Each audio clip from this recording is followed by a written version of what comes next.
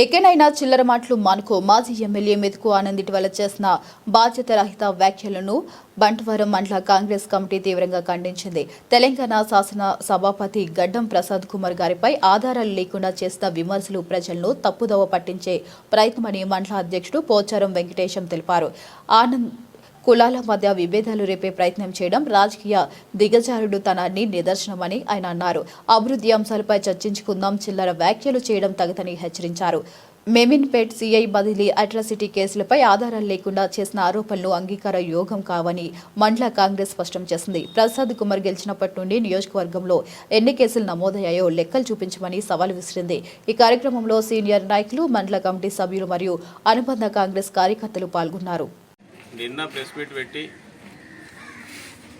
తెలంగాణ శాసన సభాపతి గౌరవనీయులు ప్రసాద్ కుమార్ గారిని విమర్శించిండో ఆయన మెతుకు ఆనంద్ గారు, మాజీ ఎమ్మెల్యే గారు, ఒకసారి ఎమ్మెల్యే అయ్యిండు, బాధ్యత లేకుండా మాట్లాడుతున్నాడు.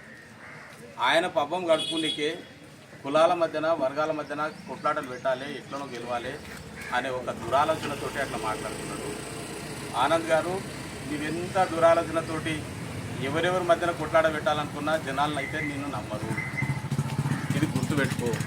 నీ పని అయిపోయింది, నీ పార్టీ పని అయిపోయింది, నీ పని అయిపోయింది.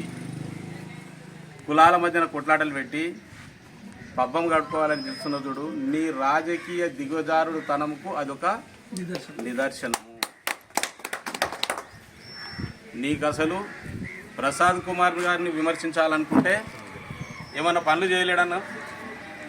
పలానూరికి రోడ్డు లేదని చెప్పమాను, పలానూరికి పలాని అభివృద్ధి పనులు చేయలేదని చెప్పమాను. కానీ చిల్లర ఏం మాట్లాడుతున్నావు? 8 దినాలు ఎవరన్నా నూకుంటారు పై? 8 దినాలు స్నానం చేయకుండా ఎవరన్నా ఉంటారా? పోని ఒక లీడర్ ఒక వ్యక్తిని అట్లా అంటాడా? అంటే గింటే నువ్వే అంటావు, అంటే గింటే నువ్వే అంటావు. కానీ అట్లాంటి అలవాటు ప్రసాద్ కుమార్ గారికి లేదు. ఇంకేమో అంటున్నావు, ఇంకో వర్గానికి తాండూరు లేదు, ఇది అదే అని అంటున్నావు. మోహన్పేట మా తుర్మామిడికి వెళ్ళి పోయింది అది ఇది అని చెప్పి. ఏం భాష నీవు? అసలు నీ ఉద్దేశం ఏంది? నువ్వు ప్రెస్ మీట్ పెట్టే ఉద్దేశం ఏంది?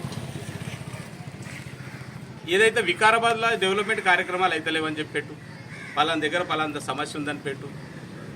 అరే సిఐ ఎన్నిసార్లు పోతే నీకెళ్ళిపోయి లా అండ్ ఆర్డర్ కరెక్ట్ లేదని పెట్టు. ఎవరో ట్రాన్స్ఫర్ అయితే ఈయన మీద వేసుడేది.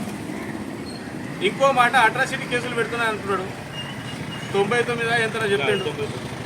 అసలు నియోజకవర్గంలో సార్ గెలిచినప్పటి సంది, ప్రసాద్ అన్న గెలిచినప్పటి సంది ఎన్ని అట్రాసిటీ కేసులు అయినా తేలుతామా? వస్తావా? లెక్కలు చూద్దామా?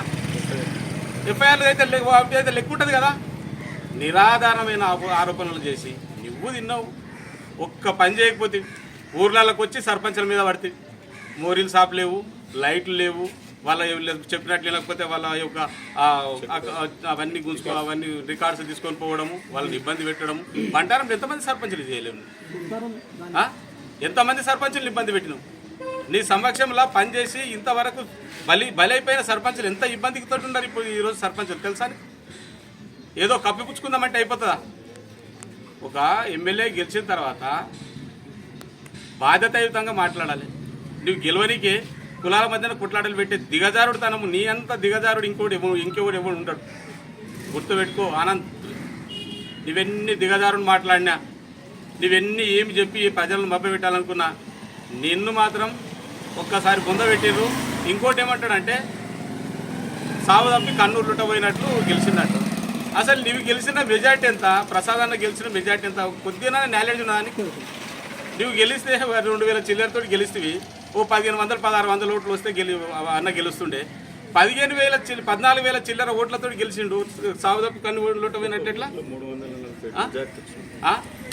ఇట్లా నిరాధారమైన ఆరోపణలు చేసి ఇది చేస్తే ఈరోజు ఈ బంటారం మండలం మొత్తం టోటలు గుంతలం అయిపోయింది. 10 సంవత్సరాలు ఉండే అంతకుముందు సిగ్గుండాలి కదా మాట్లాడనీకే. గుంతలు ఎక్కడ పోతే అక్కడ 2 సంవత్సరాలు అయింది, ఒక్క రూపాయి లేదు బడ్జెట్. అయినా తిప్పలబడి అన్ని రోడ్లు శాంక్షన్ చేయించడానికి అన్ని పనులు మంచిగా కావడానికి ప్రయత్నం చేస్తున్నావు. నువ్వు ఏదన్నా ఉంటే పని కాలేదని చెప్పు. ఇలాంటి మాట్లాడి ఏదో మాట్లాడితే ఏదో అవుతుందని చెప్పి అవల లెక్క మాట్లాడితే నువ్వు అవలే అయిపోతావు. జనాలు కూడా ప్రతి ఒక్కటి ఆలోచన చేస్తారు. కాబట్టి జాగ్రత్త ఆనంద్. ఈరోజు ప్రసాద్ అన్న గురించి మాట్లాడే అర్హత గానికి లేదు. ఒక్క నాగసముద్ర బ్రిడ్జ్ గురించి 30 సార్లు చెప్పినావు అసెంబ్లీలో, ఇప్పటిదాకా ఏం చేయలేవు. ఇట్లాంటి నువ్వు చేత కానీ ఎమ్మెల్యే ఉంటున్నావు, పనులు అవుతున్నాయి కానీ సహకరించండి. కానీ ఇట్లాంటి నిరాధారమైన ఆరోపణలు చేసి కాంగ్రెస్ వాళ్ళకి చేస్తలేడు అది ఇది అని ఇట్లాంటి అనడము నీకు ఇట్లాంటి అలవాటు అయిపోయినాయి.